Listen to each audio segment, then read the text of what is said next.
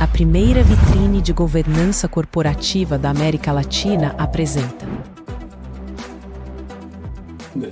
Com muita alegria, venho aqui falar com vocês um pouco sobre educação, mais especificamente sobre educação superior, que é uma dessas matrizes que movimenta a economia mundial e tema desse congresso.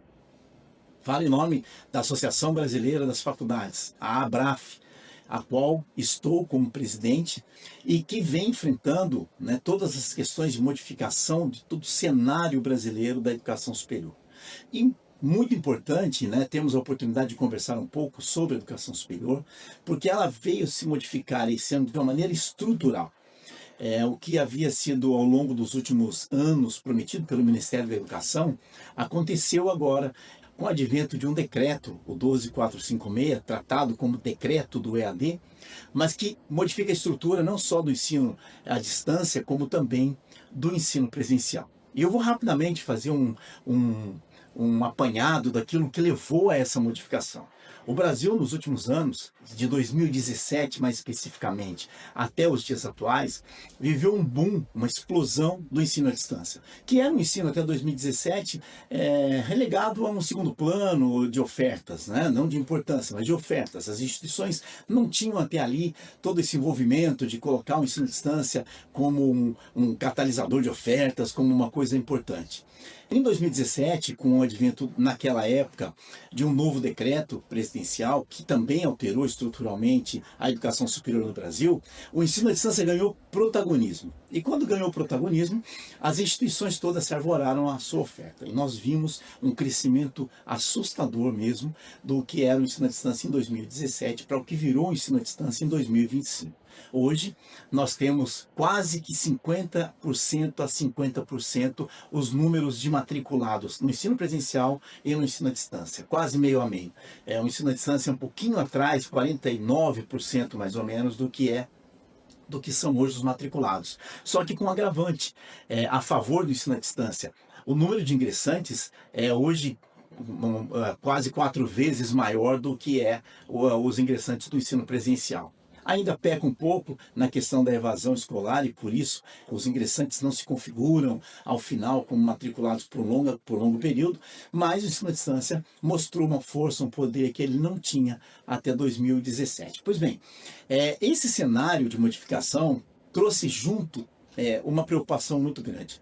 Como a oferta se alastrou para vários lugares onde não existia nem ensino à distância, e essa oferta muito fragmentada fez com que os alunos se espalhassem pelas instituições. Isso promoveu uma concorrência muito forte entre os grupos econômicos e as faculdades que não são vinculadas a grupos econômicos, fazendo com que o preço das mensalidades caísse substancialmente. Ao longo do período, em todo o período, nós registramos anualmente preços de mensalidade cada vez menores, médias, cada vez menores de mensalidades na educação à distância. O que isso acabou acarretando em paralelo, que talvez não devesse ter acontecido, mas aconteceu, a perda de qualidade da oferta. Ao ponto que de 2 anos para cá, o Ministério da Educação passou a receber uma série de denúncias das próprias instituições concorrentes, mostrando que se praticava uma série de irregularidades nessa oferta. Pois bem, trabalhando nesse cenário de irregularidades, o Ministério da Educação começou então, de 2 anos para cá, a prometer mudanças na legislação. Isso caminhou para um momento em que ele chama o setor privado, e aí a ABRAF participou decisivamente nesse processo, junto com outras associações e organizações do setor de educação, na construção dessa nova legislação que regeria toda a educação superior do Brasil em algum momento. Todo esse trabalho foi feito, encerrado no final do ano passado, e do final do ano passado até abril desse ano, o que nós vimos foram negociações que foram acontecendo de caráter político até chegarmos ao tal decreto, que é o tal decreto do EAD, que traz toda essa modificação estrutural. E aí, vou tocar agora nos pontos mais importantes, até pelo nosso curto espaço de tempo aqui, vou tocar nos pontos mais importantes que tem que ter atenção de todos que estão observando esse cenário da educação no Brasil. A primeira grande modificação vem logo na questão da exclusão de alguns cursos na modalidade EAD. Isso é inédito no Brasil, nunca houve isso. inclusive alguns declaram que ser inconstitucional. De qualquer forma, o decreto traz a condição de se excluir medicina, direito, odonto, psicologia e enfermagem da oferta EAD. E aí vamos à situação mais grave, né?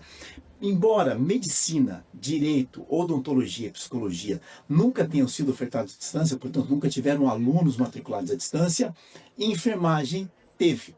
Enfermagem teve ao longo entre os anos 2017 até o ano atual, uma série de alunos, um volume enorme de alunos matriculados na enfermagem EAD. Pois muito bem. No momento em que o decreto traz uma exclusão de oferta, traz essa situação como uma situação definitiva, a gente afasta 2.200 municípios aproximadamente do Brasil da oferta desses 5 cursos. Porque esses municípios, eles só têm a oferta da educação à distância, não tem o ensino presencial. Então, esses munícipes vão ter que se deslocar das suas casas, das suas residências, para outras cidades, se eles quiserem estudar um desses 5 cursos. Mais grave ainda é a questão da enfermagem, porque ao obstacularizar a entrada da enfermagem, que estava sendo ofertada à distância, nessa modalidade, e jogá-la apenas para o ensino presencial, todos nós sabemos que as mensalidades no ensino presencial são mensalidades mais elevadas. Isso pode excluir alunos. Tudo isso vai de encontro absoluto ao que prevê o Plano Nacional de Educação, né? Que é potencializar um número cada vez maior de ingressantes, um número cada vez maior de matriculados, para que, crescendo esse volume, você dê ao país uma condição de educação cada vez melhor e cada vez mais reconhecida mundialmente. Esse seria, então, o primeiro grande problema que a gente teria que enfrentar, né, a partir de agora, terá que enfrentar a partir de agora com essa nova regulamentação.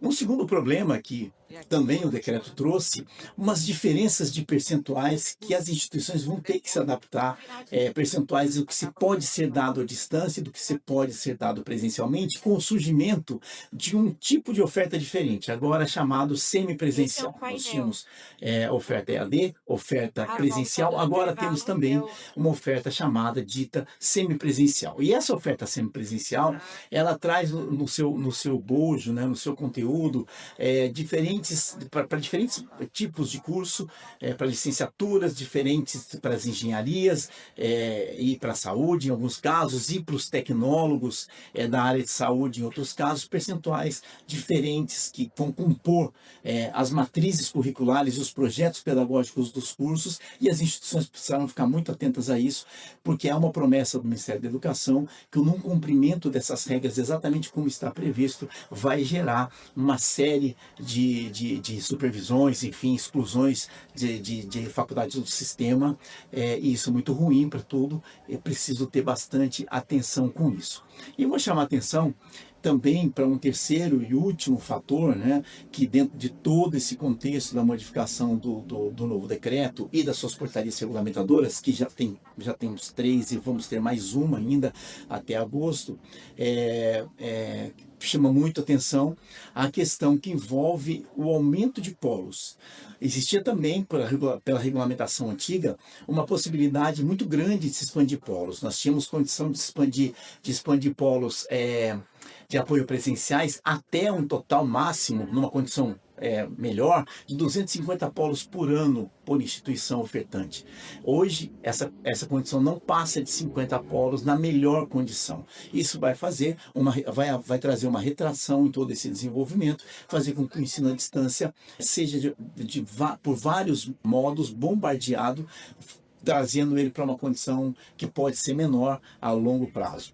Enfim, dito tudo isso e ocupando aqui todo o espaço, eu queria mais uma vez agradecer a oportunidade de estar com vocês, de falar um pouquinho sobre essas mudanças normativas que vão impactar diretamente todas as instituições de educação superior no Brasil, e convidar vocês a conhecerem a Abraf, conhecer através do site da Abraf, conhecer tudo isso e acompanhar esses movimentos que a educação superior brasileira vem sofrendo e que nós, enquanto associação ligada ao setor, temos acompanhado para e passo, envolvidos diretamente em tudo isso.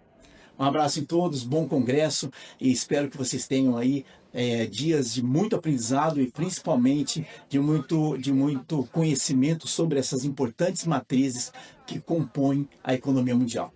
Um abraço.